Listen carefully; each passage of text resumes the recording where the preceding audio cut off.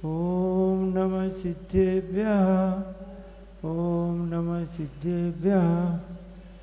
नमो न सर्वसिद्धे ध्यानोत्तम कविदधीह संसारे दस दस दो दो यजने दस दो अनुपेहनमोक्षे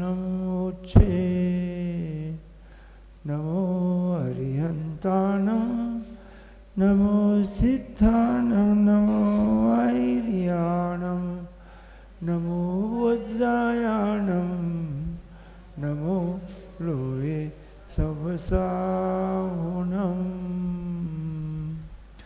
अनंत श्री परमेश्वर भगवान की जय हो, जय हो, जय हो। मुनायक 1008 चिंतामणि पार्श्वनाथ भगवान की जय। आदि ब्रह्मादि पुरुष ऋषभनाथ भगवान की जय। कल्पतरु शांतिनाथ भगवान की जय। अंतिम तीर्थेश महावीर भगवान की जय। परम पूज्य पार्थस्मरणीय घोर तपस्वी समाधि सम्राट योगींद्र चूड़ामणि धर्म साम्राज्य नायक आचार्य श्री शांतिसागर मुनि महाराज की जय।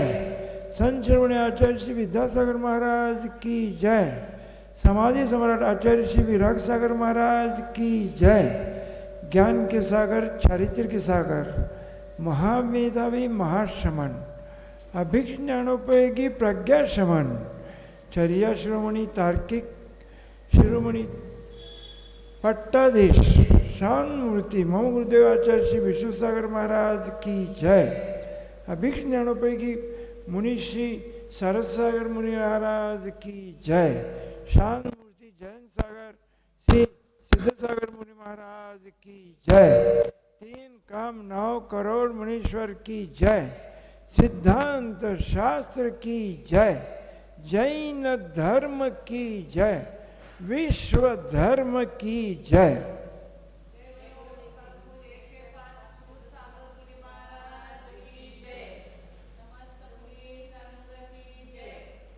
धर्म प्रेमी बंधुओं और माताओं, हम सभी अंतिम तीर्थेश वर्धमान स्वामी के तीर्थ में रहते हैं।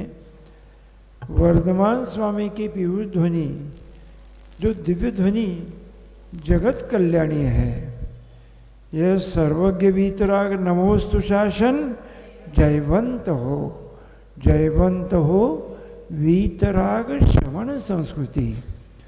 महानुभाव, यह जो श्रवण संस्कृति है वो अनादिकाल से चलती आई है और अनंत काल चलेगी। और उसकी जो अभी तक देन है वो अनंत 24 उत्पन्न हुई है और अनागत काल में अनंत 24 उत्पन्न होने वाली है। तो ये अक्षुण्य परंपरा भरत क्षेत्र ऐरावत क्षेत्र जम्बूद्वीप में जो है उसमें कुछ खंडी से मालूम पड़ेगी, लेकिन विदेश क्षेत्र में ये परंपरा चलती रहेगी, चल रही और चलने वाली है। तो हम जो छह ढाला, ढाल यानी चाल, ढाल यानी संरक्षण करने वाली जो ढाल युद्ध में जो रहता है उसको भी ढाल कहते हैं। और ये ढाल जो है छह ढाला हमारे यहाँ मिलती है। एक जो है ध्यानत राय की छह ढाला, दूसरी बुद्धजन की छह ढाला और तीसरी जो है वो अभी हम जो पढ़ रहे हैं ना वो दौलत राम जी, पंडित दौलत राम जी जो हाथरस में थे और वो उनका जन्म जो है विक्रम संवत 1855 में हुआ था और उनका देहावसान 1923 में विक्रम संवत हुआ है, ऐसा इतिहास मिलता है। तो और एक छह ढाला यानी छह ढाले का ट्रांसलेशन किया है। दौलत राम जी की जो छह ढाला है उसका मराठी में ट्रांसलेशन जो मलकापुर के श्री प्रेमचंद जी मानके जो भी पूर्व में तहसीलदार थे उन्होंने उनका मराठी में ट्रांसलेशन किया है और वो 6 ढाला भी मेरे पास है, वो प्रेमचंद जी मान के जिन्होंने मराठी में 6 ढाला सृजन किया है, अर्थ किया है। 6 ढाला का मतितार्थ भावार्थ वो दौलत राम जी पंडित जी है ना, उनके 6 ढाले के ऊपर ही किया है। तो काय माहीत नाही आपल्याला, मी तिकडे लक्ष देत नाही। अच्छा, मंगलाचरण। 3 भुवन में सार वीतराग विज्ञानता, शिव स्वरूप शिवकार, नमोति योग समारिके,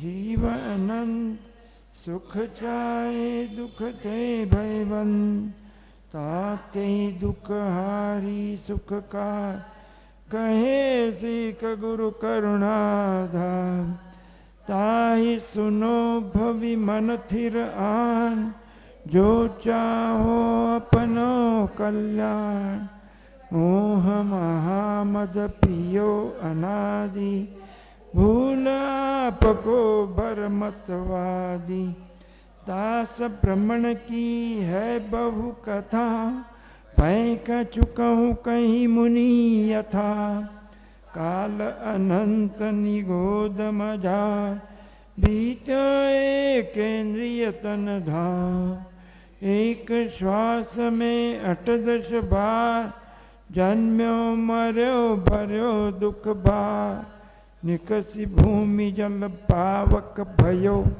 पवन प्रत्येक वनस्पति थयो, दुर्लभ लही जो चिंतामणि,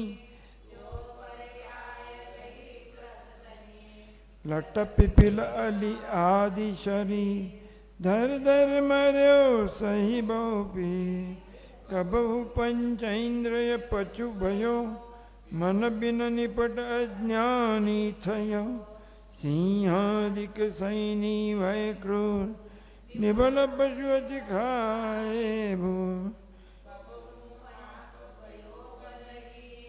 सबल निकरि खायो अति दीन, छेदन भेदन भूख पियास, बारवन मात पत्रास, वध बंधन दादिक दुख घने, कोटि जीव ते जात न भने, अति संक्लेश भाव ते मरियो, घोर शुभ्र सागर में परियो, तहाँ भूमि पर सत दुख ईसो, बिच्छू सहस दसे नहीं तिसो, तहाँ राध शोणित वाहिनी, कुमिकल कलित देह दाहिनी, सेमर तरु जल दुत असि पत्र, असि जो देह विधावै तत्र, मेरु समान लोह कलि जाय, ऐसी शीत उष्णता था, तिल तिल करे देह के खंड,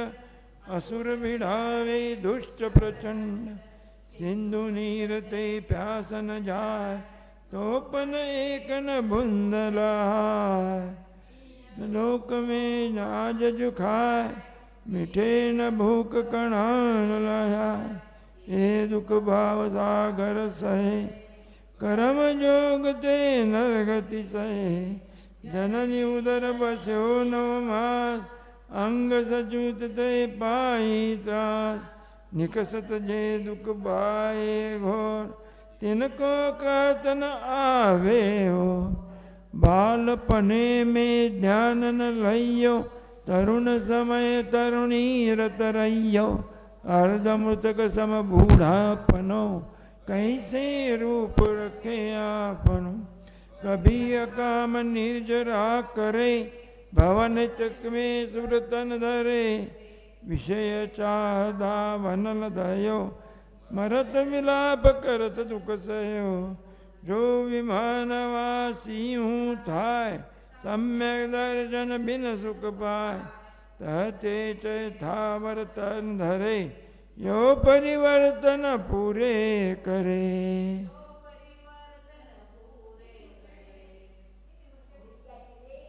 देखो 6 ढाला, पहली ढाल में जो है वो तीनों लोक के जो चतुर्गति भ्रमण है उसका वर्णन उसमें किया है। तो ये नरक जो है ना, ये नरक में पांचवें नरक के 5 प्रकार पकड़े हम विषय किए तो 3 ऊपर के 3 नरक में यानी 3 प्रतर में प्रचंड उष्णता रहती है। यानी 1, 2, 3, 4 और 5 नरक के तीसरे भाग तक प्रचंड उष्णता रहती है। इतनी उष्णता रहती है कि लोह का पिंड, मेरु समान लोह का पिंड 1,40,000 योजन। कितना है मेरु की ऊंची? 1,40,000। शूलिका जो है ना उसकी 40 योजन है। देखो आपको जैन भूगोल भी आना चाहिए, जैन विश्व विज्ञान। जो शूलिका माता जी ने डिजिटल पद्धति से एडवांस टेक्नोलॉजी से उसका सृजन किया। बहुत कम से कम 800 पेजेस है वो, 400 हाँ है मेरे पास। वो शूलिका है, वो इंजीनियर है। उन्होंने वो जो विस्मिताश्री यानी शूलिका, विस्मिताश्री शूलिका ने उसका सृजन किया है। बहुत अच्छा चित्र वगैरह है वो, आप एक बार जरूर पढ़ना अगर किसी को चाहिए तो। बहुत बड़ा है इतना ऐसे और पेजेस भी बहुत अच्छे हैं और वो प्रिंटिंग वगैरह बहुत अच्छे है। झट ऐसा देखने के बाद ही आपको आनंद मिलेगा। तो वो जैन विश्वविज्ञान इस नाम से है। और ज्ञानमती माता जी में जैन भूगोल के ऊपर उन्होंने तो सेमिनार बहुत साल पहले हमने उनकी हमने माता जी के चरित्र में पढ़ा है। उन्होंने पूरे वर्ल्ड के भूगोल के लोगों के सेमिनार लिया था और सब। और हमारे जो कनकनंदी आचार्य जी है, जो हमारे कौन हमारे इसके यहाँ है ना, कुंतु सागर जी आचार्य जी, अभी 8 फरवरी से वहाँ 17 फरवरी तक पंचकान्य प्रतिष्ठा महोत्सव है। हमने पत्रिका देखी। वो कुंतु सागर महाराज भी बहुत पुराने हैं। वो कुंतु गणधराचार्य बोलते हैं उनको। बहुत अच्छे है, शान बहुत अच्छे। वो यहाँ आए थे, कहाँ नमोकार क्षेत्र पे, वहाँ पंचकर्णी, वो भी बहुत बड़ा पंचकर्णी हो गया। वो बहुत ही बड़ा, यानी विश्व में मैं 65 साल से देख रहा हूँ इस सब पंचकर्णी को करे, लेकिन इतना बड़ा पंचकर्णी बहुत बड़े पैमाने पर हुआ, बहुत बड़े पैमाने पर। उसको भी मैं गया था। हाँ, तो क्या कुछ बोलने वाले क्या? हां, तिळ तिळ करी देह, मराठीमध्ये असं आहे, आपण मराठीमध्ये मी वाचून दाखवतो तुम्हाला, जे की अध्यात्म प्रेरित दौलतरामजी कृत जो छेड़ाला उसके ऊपर, जो प्रेमचंद जी मानके, नाम क्या है, प्रेमचंद जी मानके, उन्होंने इनका सृजन किया है। तर त्याचं मी तुम्हाला वाचून दाखवतो। हां, जय त्रिभुवनाथ जीवानंद सुख हवे दुःखाने भव, त्याच्या अगोदर मंगलाचरण। 3 भुवनाचे सार वीतराग विज्ञान हे, शिवस्वरूप शिवकार नमो त्रियोग सांभाळून। फारसा फरक केला नाही, फक्त 1-2 शब्द मराठी, बाकी सगळे शब्द त्यांचेच ठेवलेले आहेत। जे त्रिभुवनात जीव अनंत सुख हवे दुःखाने भयवंत, अतः दुःखहारी सुखकार सांगतात गुरु करुणाकार। गुरु करुणाने पूर्ण होऊन, करुणा दया धर्म विशुद्ध हो, जिसके अंदर दया नहीं है। देखो जो मुनि महाराज रहते हैं, अरिका माता रहती है, शावक शाविकाएं क्षुल्लक क्षुल्लिका रहते हैं, वो क्षमा मांगने के पहले क्षमा करने वाले जो रहते हैं वो मुनिराज होते हैं, अरिका माता होती है, क्षुल्लक क्षुल्लिका होते हैं। क्या करते हो, आपसे कुछ गलती हो गई तो क्षमा मांगने के पहले क्षमा करने वाले कौन रहते हैं, मुनि अरिका क्षुल्लक क्षुल्लिका रहते हैं। क्षमा मांगने के बाद क्षमा करने वाले सताम पुरुष होते हैं। सताम पुरुष यानी सज्जन पुरुष। हाँ, क्षमा मांगने के बाद क्षमा करने वाले कौन होते हैं? सताम पुरुष होते हैं। और क्षमा मांगने के बाद भी क्षमा नहीं करने वाले अत्यंत दुष्ट, क्रूर, निष्ठुर लोग रहते हैं। समझिए क्या? वो हमने एक बार वो मनेका जी का उन्होंने वो कत्ल खाने का दिखाया था। इतना विचित्र चित्र था, भयंकर। वो जानवर बहुत तड़प रहे थे। देखो वो भी जीव है, ये जो चल रहा है उनके चित्कार, वो चित्कार से वो आजू बाजू का जो एटमॉस्फेयर है ना, सर्कल भी बहुत विचित्र रहता है। वहाँ जाने देखो जहाँ महाभारत का युद्ध हुआ है, कौरव पांडव का युद्ध नहीं हुआ। युद्ध हुआ कृष्ण जी और जरासंध जी। कृष्ण हे 90 नारायण थे और जरासंध ये 90 प्रतिनारायण था। हाँ, कंस नव्हते, जरासंध होते। मी तुम्हाला सांगतो अगदी 100% बराबर आहे। मी सांगतो ते कंस जो आहे तो कृष्णाचे पिताजी जे हे आहे ना देव, नाही एक मिनिट तुम्ही ऐकून घ्या। देवकीचा पती कोण? देवकीचा पती कोण होता? देवकीचे पती नारायण श्रीकृष्णाचे वडील, त्यांचं नाव काय? वसुदेव। वासुदेव नाही, वासुदेव नारायणला म्हणतात, वसुदेव और देवकी। वसुदेव कृष्ण, वसुदेवाला कृष्ण आपलं कंस जो आहे ना गुरु मानत होता। कंस हा ऐकून घ्या तुम्ही, मी तुम्हाला निश्चित 100% सांगतो, मी खूप वेळा वाचलोय। जरासंध हा प्रतिनारायण होता आणि नारायण कृष्णजी हे ते नारायणपदीचे होते। ह्या दोघात युद्ध सुरू झालं आणि जरासंध हा पहिल्यांदा आला होता कुणाला? ह्याला मारण्याकरता नारायणला। पण ह्या वेळेला ते छोटे होते, त्यावेळेला त्यांच्या आपल्या वनदेवतांनी त्यांच्या असं रूप धारण केलं की कौरव आपलं हे नारायण कृष्ण जे आहेत आणि हे सगळे हे जे आहेत कौरव, हे ह्यांना कौरव म्हणायचे, कळलं का? हे जे सगळे जे आहेत ते आत्महत्या केले। कोणाच्यामुळं? जरासंधाच्या भीतीमुळं आत्महत्या केले आणि जागोजागी असे चिता रचलेले दृश्य दाखवले गेले। कशामुळं? हे सगळे घाबरले आणि मग तो हसला। कोण? हां, त्याचा आसरा होता। आणि त्यांची मुलगी जी आहे ती जीवनयशा त्यांची मुलगी असते। आणि हे त्यांचा काय कंसचा मला वाटतं मेहुणाच नाही कोण, तो आहाराला येतो आणि आहाराला येतो तर त्यावेळेला ही जीवनयशा ही देवकीचे जो अंतर्वस्त्र आहे ना ते त्यांच्या पुढं असं टाकल्यानंतर ते म्हणतात, त्या ज्ञानी असतात, ते म्हणतात तू ज्यांची वस्त्र माझ्याकडे टाकलीस ना तर त्याच्या पुत्रामुळं तुझा पती आणि तुझ्या वडिलांचा नाश होणार, असं ते निघून जातात। असं बोलायला नको पण ते बोलून जातात। बोलल्यानंतर ते रडत काय करते, जाते कुणाकडे? वडिलाकडे आपले नाही, ह्याच्याकडे जाते, पतीकडे।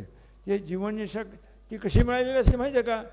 हा जरासंधाला कोणतं तरी एक राजा भयंकर त्रास देत असतो आणि तो त्याला पकडायला गेलं की तो जाऊन त्या पाण्यामध्ये म्हणजे समुद्रातल्या किल्ल्यामध्ये जाऊन लपत असतो।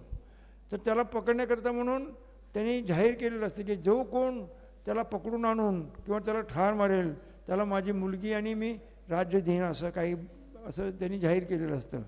त्याला हे वसुदेव तिथं जातात, हे कामदेव असतात आणि शूर असतात। आणि हे गेल्यानंतर कंस फार लढवय असतो, शूर असतो। कंस हा जो आहे ना पूर्वभायमध्ये मासोपासी मुनी असतो आणि तो मुनी असतो, तो 3 महिने उपवास करून येतो आणि जो त्याचे वडील त्यांनी काय करतात, ते युद्धामध्ये त्यांनी जाहीर केलेलं असतं की कोणी चौका लावायचं नाही, मीच लावतो। पण 3 वेळेस ते काही कारणानं आग्नी लागलेली असते, जरासंधाचा तो ही आलेला असतो, दूत आलेला असतो आणि एकदा हत्ती पेचाळलेला असतो, त्यामुळे ते आहार देऊ शकत नाहीत. आणि ते जाताना काय होतं, कोणीतरी एक श्रावक म्हणतो, किती राजा दुष्ट आहे, किती राजा दुष्ट आहे, आम्हाला पण चौका लावू देत नाही आणि स्वतः पण लावत नाही. हो, एकदम त्यांच्या मनात चमकतं, कुणाच्या मुनी महाराजच्या. असं आहे, पाहतो त्यांना. इतक्यात काय होतं, एक नवप्रसूदा गाय येते, एक नवप्रसूदा गाय येते, ती धक्का देते. धक्का दिल्यावर ते पडतात, त्यांचं प्राणोत्क्रमण होतं आणि ते कंसाच्या पर्यायामध्ये जन्म घेतात. निदान केलं त्याने, पाहतो तुला म्हणून. आणि तो जन्मल्यावर असे मुठ्ठी त्याच्या वळलेले असतात, असं असतं. तर त्याला एका संदुकामध्ये बंद करून पाठवून देतात.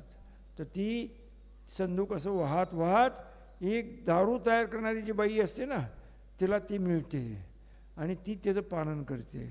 आणि तो जो आहे तो हा वसुदेवचा काय होतो, हे होतो, त्यानं काय केलं, वसुदेवाला त्यानं गुरु मानलेलं असतं. आणि मग हे दोघं तिथं जातात जरासंधाकडे. तर त्याचा जो शत्रू आहे जरासंधाचा, त्याला पकडून आणतात. तर तो पकडतात, युद्धामध्ये कोण पकडतो, युद्ध तर वसुदेव करतात, पण पकडतो हा कंस जाऊन पकडतो, पकडून आणतो. आणल्यानंतर मग ते हे जरासंध जे प्रतिनारायण आहेत ते म्हणतात, हे बघा, हे जे चक्ररत्न आहे ना, प्रथम प्रतिनारायणाच्या ह्याच्यामध्ये उत्पन्न होतं, शस्त्रागारामध्ये, आणि पुन्हा नंतर ते नारायणाला प्राप्त होतं. असा नियोग असतो, कळलं का? असं का असतं, तर असा स्वभाव आहे. असा स्वभाव काय आहे, तर स्वभावामध्ये तर्क करायचा नाही, स्वभाव अतर्क गोचरा. अलग लक्षात. तर मग झालं काय, मग वसुदेवाला ते म्हणाले की तू आता माझ्या मुलीशी लग्न कर, माझी मुलगी तुला देतो आणि तुला काही राज्य पण देतो. आणि मग ते राजे होतं म्हणल्यावर ते म्हणले, मी ह्याला पकडलेलं नाही आहे म्हणले, हा माझा जो शिष्य आहे हा कंस, ह्याने पकडलेला आहे. मग कंस, मग त्यावेळेला काय होतं, मग ते म्हणतात ह्याचं कोत्र काय काय आहे, तर तो म्हणतो की जी कलाल कलाल कलाल म्हणजे दारू घालणारी बाई, त्याने माझा सांभाळ केला, त्याचं नाव आहे काहीतरी. हां, मग त्याला बोलवतात, कोणी जरासंधाने बोलवलं. मग ती म्हणती, तिनं ह्याला घरातनं बाहेर हाकून दिले असते, भयंकर खोड्या करत असते, सगळ्याला मारपीट करत असते, इतका उपद्व्यापी असते, ते भयंकर उपद्व्यापी असते, म्हणून त्याला हाकलून दिलेलं असते. पण ते ह्याने काहीतरी गोंधळ केला आहे म्हणून मग ती पेटी, ते यंत्र, ती चिठ्ठी सगळी त्या पेटीमध्ये वाहत वाहत आलेली असते याच्याबरोबर. ती घेऊन तिथे येते, ती घाबरत घाबरत रडत रडत येते. म्हणले माझं काय, ह्याने काय केलं काय हो, ह्याने काय केलं का. ते म्हणले घाबरू नकोस, ह्याने फार चांगला पराक्रम केला आहे, ह्याचं कुल कुठं आहे काय आहे. तर ते मग ते कुल बघितलं तर कुल फार चांगला असतं, तो राजाचा पुत्र असतो, परंतु तो कुंडलीमध्ये तसा दोष निघाल्यामुळं त्याला पाठवलेला असतं. मग म्हणल्यावर तो आनंद मानतो, कोण, जरासंध. आणि तो आनंदानं जीवनशास्त्री साधी म्हणजे लग्न ह्या कंसाशी करतो. आणि केल्यानंतर आणि असं हे कथा आहे.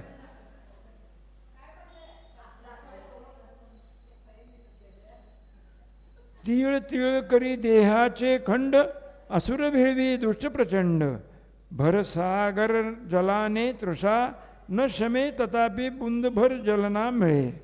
तर हे छडाला मराठीत पण आहे. तर आणखीन एक ट्रान्सलेशन जे सन्मतीसागर म्हणजे काय म्हणतात त्याला, सिंहरथ प्रवर्तक पट्टाचार्य, हे उत्तरेकडचे सन्मतीसागर पण प्रसिद्ध होऊन गेले. जे साधवाद विद्याभूषण सन्मतीसागर ज्ञानानंदजी महाराज म्हणून प्रसिद्ध आहेत, त्यांचं पण आपल्याकडे आमचे हे दिलीप भैया आहेत ना, दिलीप भैया आरली, हां, तर त्यांनी हे आम्हाला हे पुस्तक दिलेलं आहे, म्हणजे छोटीशी पुस्तिका दिलेली आहे. त्यात आता आपण आज 12व्या नंबरची जी कारिका आहे, आपसी कलह और तृषा का दुःख. हां, काल आपलं झालं का, सेमर तरुदल जुत अशी पत्र असि जो देह विदारे तत्र मेरु समान लोह गली जाय ऐसी शीत उष्णता थाय. 5व्या सर्गातल्या 3 पडद्यापर्यंत 3 ह्याच्यापर्यंत भयंकर उष्णता असते आणि 5व्या स्वर्गातल्या 5व्या नरक तसं मिच्छामी दुकडाम. अरविंद महाराजांना सांगितलं असं कुठं आपल्या तोंडातनं शब्द आला विचित्र काही चुकलं तर काय करायचं, तसं मिच्छामी दुकडा म्हणून नो नमोकार म्हणून प्रत्येक वेळेला आपलं काही चुकलं तर काय म्हणायचं, तसं मिच्छामी दुकडा. हां हां नाही 9 तसं तर मला संभवनंदी महाराज काय म्हणायचे, ए देख डॉक्टर ये 9 नमोकार मंत्र ना ये परिपाठी है बोले, आपको टाइम नहीं है इसलिए. लेकिन जगन ने जो है ना 27 नमोकार मंत्र बोला और वो भी श्वासोश्वास के साथ. एक नमोकार मंत्र जो है तो कितने श्वासोश्वास के साथ, 4 श्वासोश्वास के साथ होता है. यानी 27 नमोकार मंत्र 108 श्वासोश्वास के साथ होता है. कैसा, श्वास लेते समय नमो अरिहंतानम, छोड़ते समय नमो सिद्धानम, फिर लेते समय नमो आयर्याणम, फिर नमो उज्जायणम, नमो लोये सव्व साहुणम. है की नाही, 3 वेळा 3 वेळा 4 वेळा नाही, तसं मिच्छामी दुकडम. 27 त्रिक 54, 7 त्रिक 21 नाही, 27 त्रिक 81 नाही, 27 दोन्ही 54, 27 त्रिक हां. तर अशा हां, तर एक श्वासोश्वास घेतानाच 27 श्वासोश्वासाचं 4 वेळेस होतं ना. नमो लोये सव सावनम, हे बघा, नमो हरियंतानम, नमो सिद्धानम, नमो ऐर्याणम, नमो उज्जायणम, नमो, बरोबर 3 वेळेस होत आहे. हां, प्रॅक्टिकल करू की आपण, आपल्याला काय. तिर तील करे देह के खंड, असुर भिडावे दुष्ट प्रचंड. हां 36 म्हणजे एका वेळेला नाही, 36 नाही, और 27 चौक 128, 9 त्रिक 27, 3 वेळेस म्हणायला पाहिजे. हां हां ठीक आहे, परंतु हे काय झालं, सिद्धसागर महाराज म्हणजे जो भरमाप्पा होता ना, भरमाप्पा जे आचार्य शांतीसागर महाराजांच्या संघामध्ये आचार्य शांतीसागर महाराजांची खूप सेवा केली त्यांनी. त्या भरमाप्पाला त्यांनी सांगितलं, हे भरमा तुला काही येत नाही रे, तुला काही येत नाही बघ, तुला मी आता ही शेवटची दीक्षा देतो. त्यांनी त्यावेळेला त्यांचं पद तिकडं दिलेलं होतं वीरसागर महाराजांना. त्यावेळेला भरमाप्पा जो आहे ना, भरमाप्पा त्याचा इतिहास पण फार छान आहे. तो भरमाप्पा जो आहे ना, तो भरमाप्पा आचार्याची भयंकर सेवा करायचा, खूप सेवा केली त्यांनी. तर त्याला त्यांनी क्षुल्लकाची दीक्षा दिली आणि त्याला म्हटले, तुला काही येत नाही पण तू फक्त नमोकार मंत्राच्या माला देत जा आणि तू नमोकार मंत्र म्हणायचे नाही म्हणले, कमीत कमी 27 नमोकार मंत्र म्हणायचे म्हणले. असं त्यांनी म्हणाले. तसा उल्लेख चारित्र चक्रवर्तीमध्ये मिळतोय, कळलं का. तर ते म्हणले, त्या भरमाप्पाची अशी हिस्ट्री आहे. तर तो भरमाप्पा त्याला क्षुल्लकाची दीक्षा दिल्यानंतर काय झालं, हे एक पंडितजी तिथं आले दीक्षा दिल्यानंतर दुसऱ्या दिवशी, आणि मग ते म्हणाले, अरे तू तर कमळूल भरत होता, तो दीक्षा घेतली काय, दीक्षा लिही की आपने. तर तो मला, हो मला आचार्यश्रीने मोठी दीक्षा लिहिली. तर त्याच्या इथं की नाही एक मोठा डाग जाळलेला होता आणि इथे एक मोठा डाग, असे 2 डाग त्याचे, एक पाठीवर होता आणि एक पोटावर डाग होता. जळलेले 2 डाग होते, मोठे मोठे डाग. काय झालं माहीत आहे का, तो ज्या वेळेला गृहस्थाश्रमामध्ये होता त्यावेळेला त्याला खूप आजार झाला, इतका आजार झाला की तो एकदम बेहोश झाला. बेहोश झाल्यानंतर तिथल्या त्यावेळेच्या गावातल्या त्या वैद्यांना बोलवलं. वैद्य आले आणि त्याची नाडी पाहिल्यानंतर त्यांनी म्हणले, त्याची नाडी लगत नव्हती. त्यांनी सांगितलं की ह्याचा हा गेला म्हणले, ह्याचा स्वर्गवास झाल्यानंतर मग त्याला सगळ्यांनी त्याला बांधून ते सगळं काही व्यवस्थित करत त्याला राम राम सत्य वगैरे म्हणत जय हे करत करत त्याला घेऊन गेले. घेऊन गेल्यानंतर त्याची चिता रचली. चिता रचल्यानंतर चिता पेटवली की हा जागा झाला. हा बेशुद्ध होता त्या चितेमुळं काय झाला, हा जागा झाला. आणि जागा झाल्यानंतर त्याला ते पोळलं तर तो बाहेर उठला. तो उठून बाहेर आला. उंचापुरा होता, बाहेर आला आणि तिथे सगळं पोळलेलं ते विस्तू लागलेला. त्यामुळे हे लोक म्हणाले अरे अरे अरे भूत आला, भूत भूत. तो म्हणला मी भूत नाही म्हणला, मी जिवंत आहे म्हणला, मी विजवा म्हणला. मग त्याला तिथलं पाणी घेऊन त्यांनी त्या लोकांनी विजवलं. असं एकदा नाही, तो दोनदा असा बेशुद्ध पडला होता. दोनदा पण वैद्याने त्याला मृत घोषित केलं होतं आणि दोनदा चितेवर रचलं होतं, दोनदा त्याला पोळलं होतं. अशी हिस्ट्री मिळते आहे. अशी विचित्र कथा आम्ही असं एकदा आमच्या इथं बालरोग तज्ज्ञ होते सोलापूरला. त्यांनी त्या बालकाला जाहीर केलं, पेपरात आलं होतं, हा मृत घोषित केलं. आणि त्याच्या आईवडिलांनी म्हणले नाही हा बेशुद्ध पडला म्हणून. पुन्हा त्या डॉक्टरनी सांगितलं की हा एक्सपायर झाले आहे बेबी. आणि त्यांनी त्याला सांगितलं की तुम्ही घेऊन जा. मग त्यांनी पळत सिव्हिलमध्ये नेऊन नेलं. ते सिव्हिलमध्ये गेल्यानंतर त्यामुळं लोकांनी थोडं असं प्रेस करून हे करून त्यामुळं आणि ते काय एखाद्या वेळेला सिंकूप म्हणजे थोडंसं श्वास आडल्यामुळं त्यावेळेला किंचित नाडी किंचित एक 2 सेकंद असे वाटते की आपल्याला बंद पडली, पण ॲक्च्युली नाडी बंद नसते. त्यावेळेला पुन्हा नाडी ती चालू होते आणि ते चालू झाल्यानंतर त्या मुलाला पुन्हा त्या ठिकाणी सिव्हिलमध्ये तो जिवंत आहे म्हणले. आणि जिवंत होता. पुन्हा 3 दिवस त्याला ऑक्सिजनवर ठेवलं आणि 3 दिवसानंतर पुन्हा ते बेबी एक्सपायर झालं. असं सगळं पेपरमध्ये आलं होतं. म्हणजे म्हणून डेट डिक्लेअर करताना कधीही डॉक्टरनी एकदम घाई करायची नाही. आणि अजूनपर्यंत डेथ कशाने होतो हे मेडिकल सायन्सला समजलेलं नाही. 40-50 वर्षापूर्वी म्हणत होते ब्रीदिंग स्टॉप झालं, रेस्पिरेशन स्टॉप झालं, हृदयक्रिया स्टॉप झाली की मृत्यू झाला. काय म्हणायचे, श्वसनाची क्रिया बंद पडली, हृदयाची क्रिया बंद पडली की मृत्यू झाला असं जाहीर करत होते. आणि आता म्हणते ओ आम्ही ते जे सांगितलं ते चुकीचं आहे बघा, ते चुकीचं आहे. मग काय आहे म्हणले, श्वसनक्रिया बंद पडली, हृदयक्रिया बंद पडली आणि मेंदूची क्रिया जोपर्यंत चालू आहे तोपर्यंत तो जिवंत आहे. आणि ते मेंदूची क्रियेचा ग्राफ असतो त्याला EEG म्हणतात, इलेक्ट्रोएन्सेफॅलोग्राफ. आणि तो जोपर्यंत चालू आहे तोपर्यंत तो आत्मा अजून, कारण मृत झाल्यानंतर बरेचसे अवयव अजून जिवंत असतात. म्हणून तो ज्याने अवयवदान केले, डोळे दिले, यकृत अर्धा तास जिवंत असतं. ते चटकन काढून घेऊन ते दुसऱ्याला पुन्हा ज्याला पाहिजे त्याला, आता आपल्याला हृदय देखील बदलू लागलेत आणि यकृत म्हणजे लिव्हर देखील बदलता येतं, किडनी बदलता येतं, डोळे, हे सगळं जे आहे ते त्याचं जे मृत्यू आहे ते हळूहळू 3 तासानंतर 3 तासामध्ये ह्या पेशी अजून जिवंत असतात. बऱ्याचशा पेशी जिवंत असतात. एखाद्या वेळा हात असा झटकन हे होतो आणि श्वसनक्रिया ही सगळी बंद झालेली असते. काय झालं, 9:15 वाजता इंग्रजीनं गोळ्या घातल्या गेल्या. मी तुम्हाला उदाहरण देतो आहे मृत्यू कसा झाला आणि पूर्वी कसे म्हणत होते आणि आता कसं सांगतात हे मेडिकल सायन्स.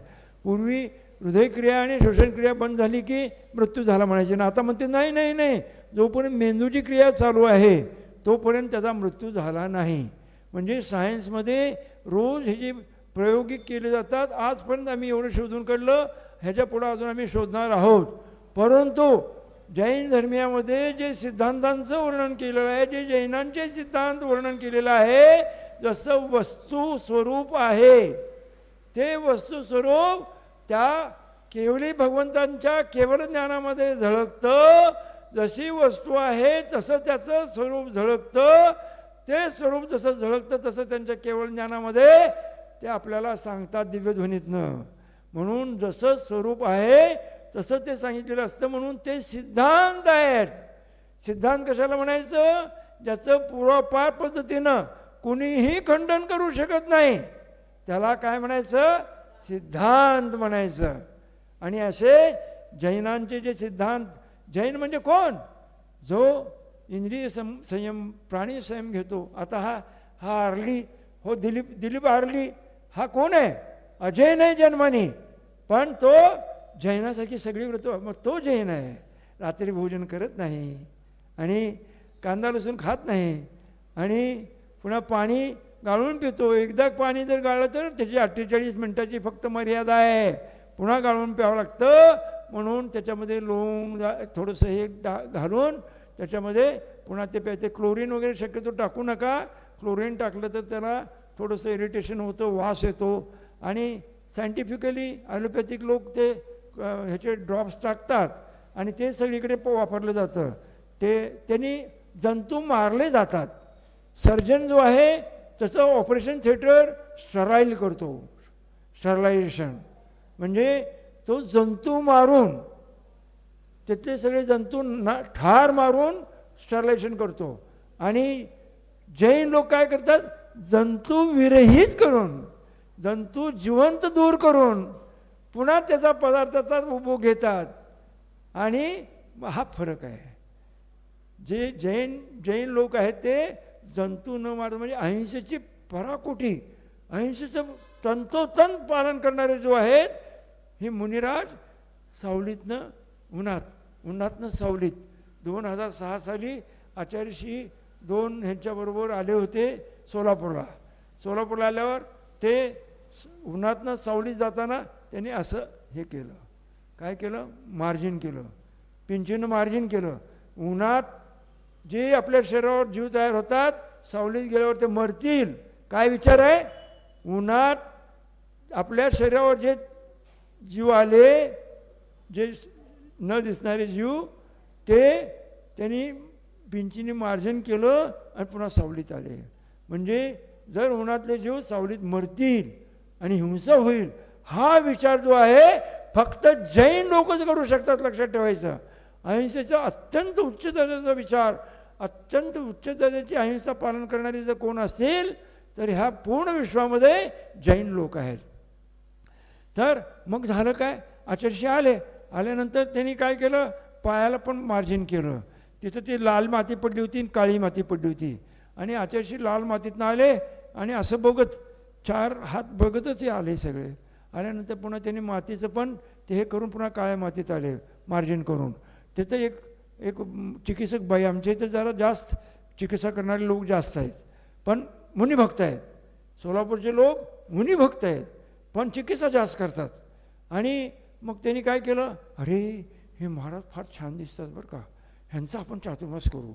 मग त्यांनी ते दीपक शहा हे होते, अध्यक्ष होते का काहीतरी सेक्रेटरी होते.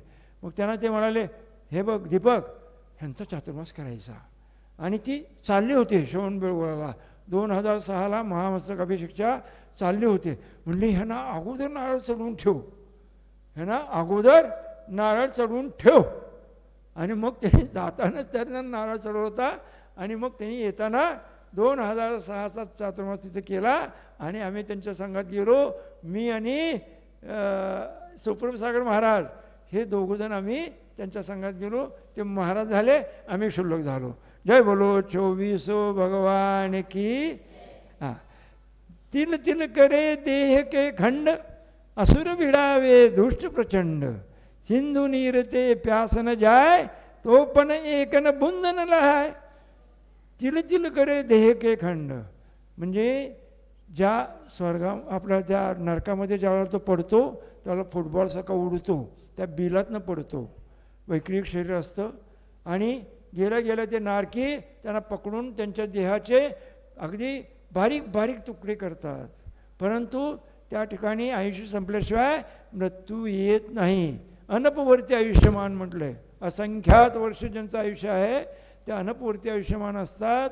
आणि त्यात हे नारकी देव यांचा कधीही अपघाती मृत्यू किंवा अकाल मृत्यू होत नाही. तिर्यंच आणि मनुष्यगतीतल्या जीवांचाच तेवढा अकाल मृत्यू होतो असा आधार आहे. तर हे त्यांचे ते देहाचे तुकडे जरी झाले तरी ते पुन्हा काय होतात? पारा जसा थोडासा इकडे तिकडे झाल्यानंतर पुन्हा एक होतो, तसेच हे पुन्हा नारकीयांचे जे शरीर आहे ते पुन्हा एक होतं. असुर भिडावे दुष्ट प्रचंड. हे असुर जातीचे जो देव असतात ना, ते असुर जातीचे देव म्हणजे भवनवासी व्यंतरवासी म्हणायचं नाही. आम्ही पूर्वी व्यंतरवासी म्हणत होतो, ते चूक आहे. त्या व्यंतरवासीला म्हणायचं भवनवासी बरोबर आहे.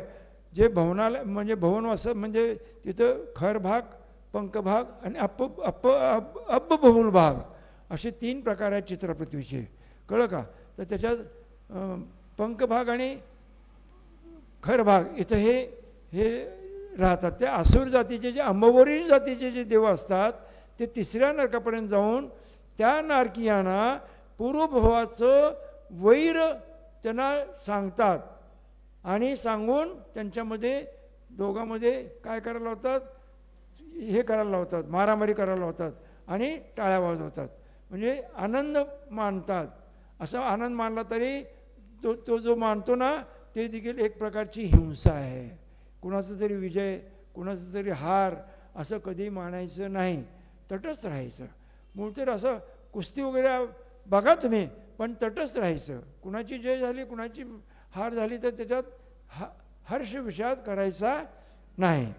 तर असुर भिडावे दुष्ट प्रचंड, सिंधू नीरते प्यासन जाय, तो पण एक न बुंद लहाय.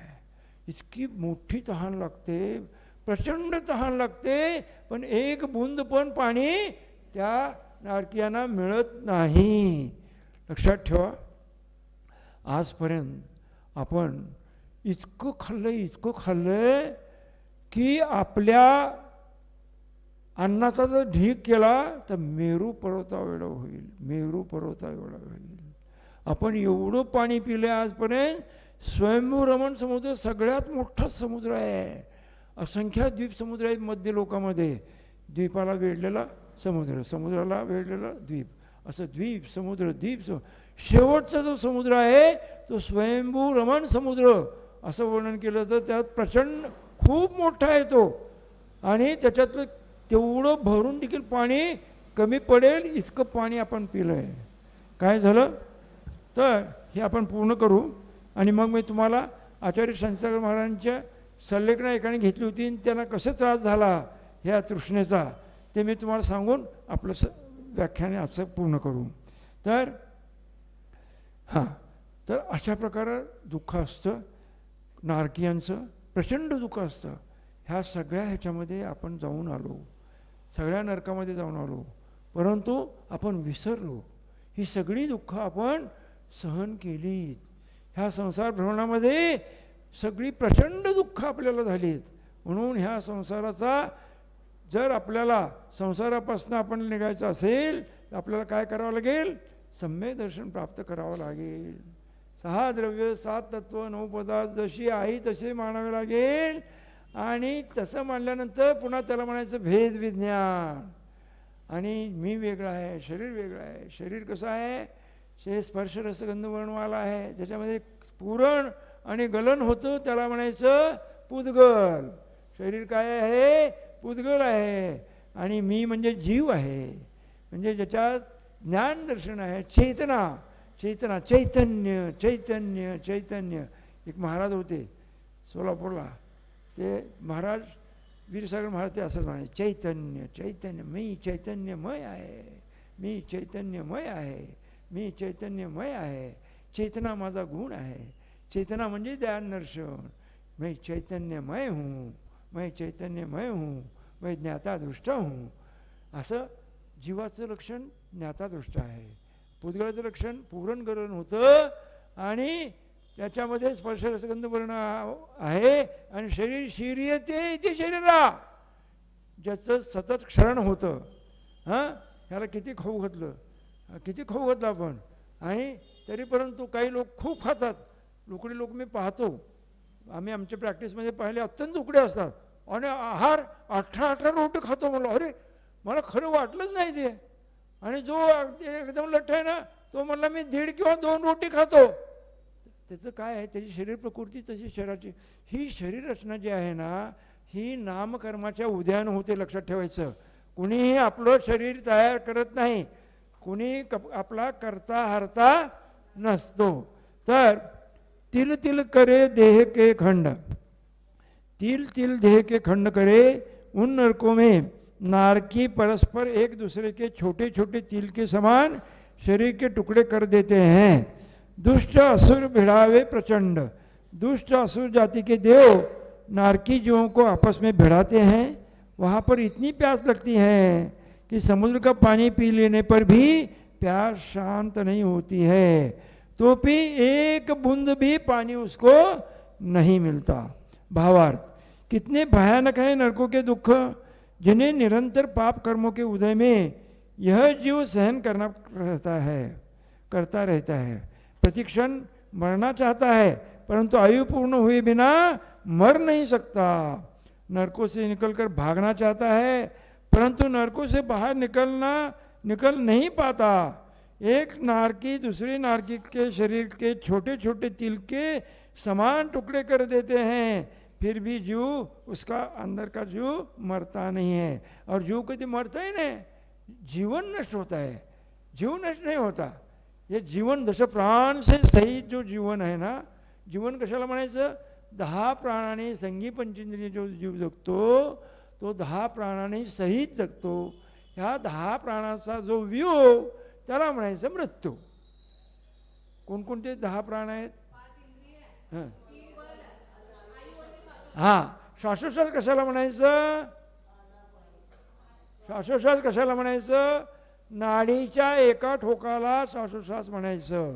कारण 48 मिनिटामध्ये श्वासोश्वासा ते 2-3 मध्ये 2-7 किती होतात, एका अंतर्मुहूर्तामध्ये जे श्वासोश्वास आहे ते 2-3 मध्ये 2-7 म्हणजे 3773 श्वासोश्वास होतात 48 मिनिटामध्ये। म्हणजे 1 मिनिटामध्ये 88 त्याचं ॲव्हरेज निघतं। तर 88 हे श्वसनाचं नाही आहे। हां, श्वासोश्वास म्हणजे हे श्वसन नाही। जर 88 झाले तर तुम्हाला ॲडमिट करावं लागेल बरं का, ऑक्सिजन लावावं लागेल, ICUमध्ये ॲडमिट करावं लागेल। कारण श्वासाची गती नॉर्मल माणसाची 15 ते 8 1 मिनिटाला असते। किती? हां, आणि एक श्वास वाढला की 4 गती नाडीची वाढते। किती? एक श्वास वाढला की 4 गती नाडीची वाढते। म्हणून लक्षात ठेवायचं, ज्याची 80 नाडीची गती आहे त्याला 20 वेळा श्वास घ्यावा लागतो। कारण हा ब्रेन काय म्हणतो, आम्हाला माहीत नाही, चल त्याला रक्तपुरवठा कर ऑक्सिजनचा। मग त्याच्याकरता जास्त ऑक्सिजन पाहिजे तर जास्त रक्तपुरवठा करावा लागतो। की जय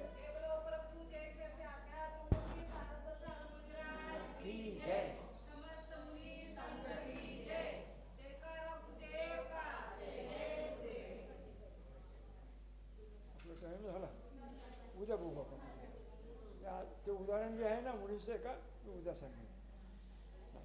नमस्ते सर। कुछ नहीं, बहुत अच्छे। क्या सुनाया आज? तिल करे देह के खंड सुनाए। हाँ, मैंने ते प्यास न जाए तो एक बूंद न लहा। हाँ, तो नरकों में नारकी क्या करते हैं, नरकों में नारकी निरंतर लड़ते झगड़ते हैं और एक दूसरे के शरीर को काट काट कर छोटे छोटे तिल के समान टुकड़े करते हैं। असुर कुमार जाति के देव नरकों में क्यों जाते हैं? हाँ, लड़ाई नहीं, लड़ाई कराने के लिए। हाँ, 2 जीवों के पूर्व भोग का वैर बता के उनको उनकी लड़ाई कराते हैं और वो तालियां पीटते हैं।